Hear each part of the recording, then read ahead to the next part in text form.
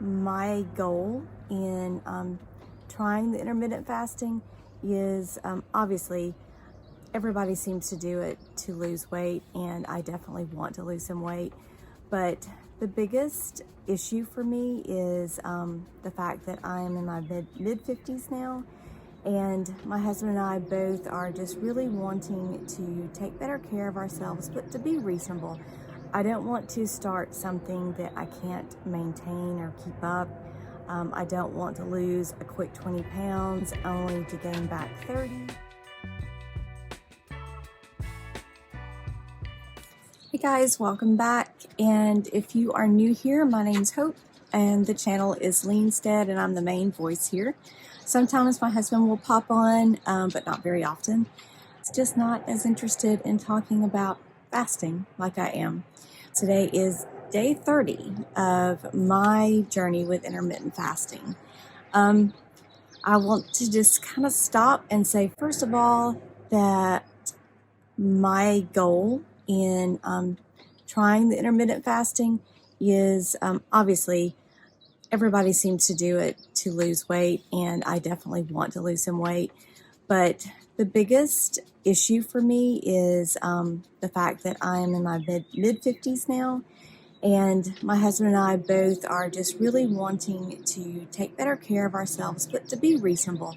I don't want to start something that I can't maintain or keep up. I don't want to lose a quick 20 pounds only to gain back 30 afterwards. So I'm trying to find the best eating lifestyle for us. And that really seems to be intermittent fasting. I want to back up first and say that we kind of together, at least Michael he has humored me in our eating journey. And he's tried a couple of different things. He's even agreed to go vegan with me for a short period of time.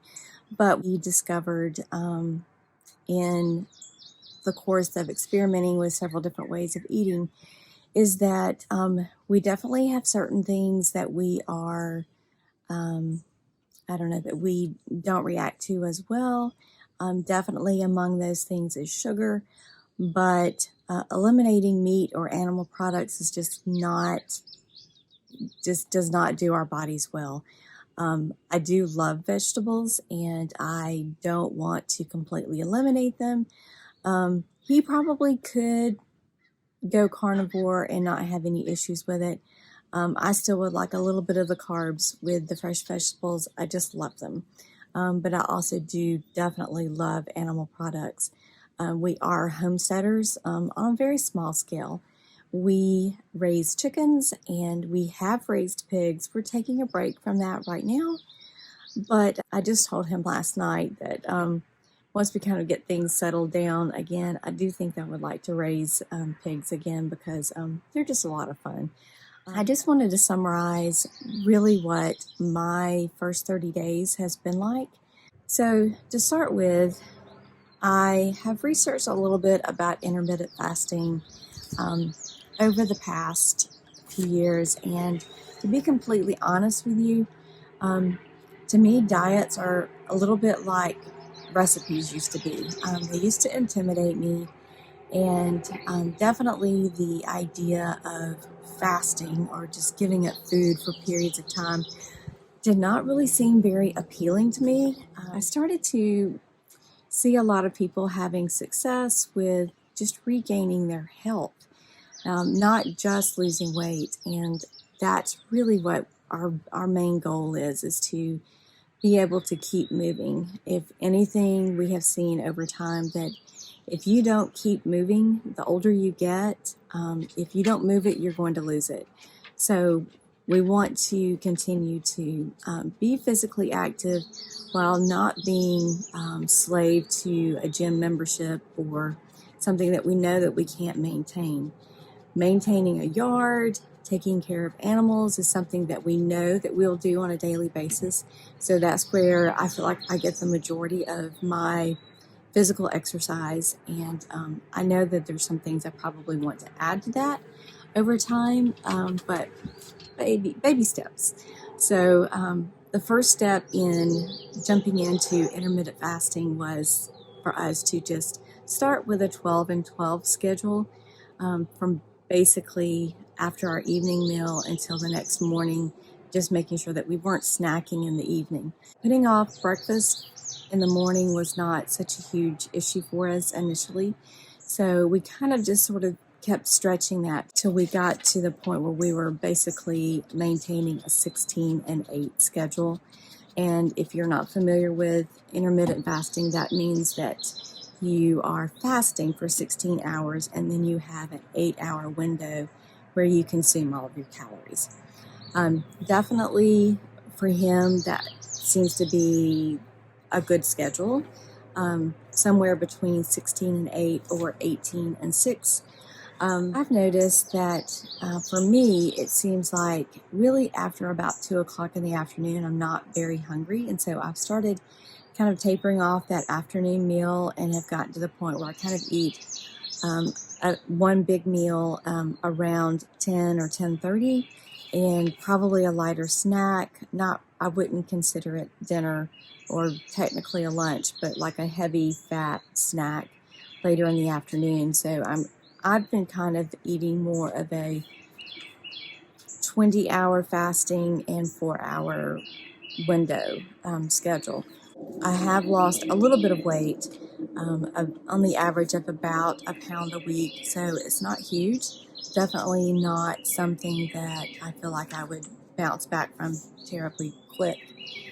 But one of the benefits that I have noticed is that I have a lot less joint pain, like stooping down to deal with animals or picking up bags of feed and carrying those. It's just not as painful as it was, say, a month or so ago, and I am very grateful for that.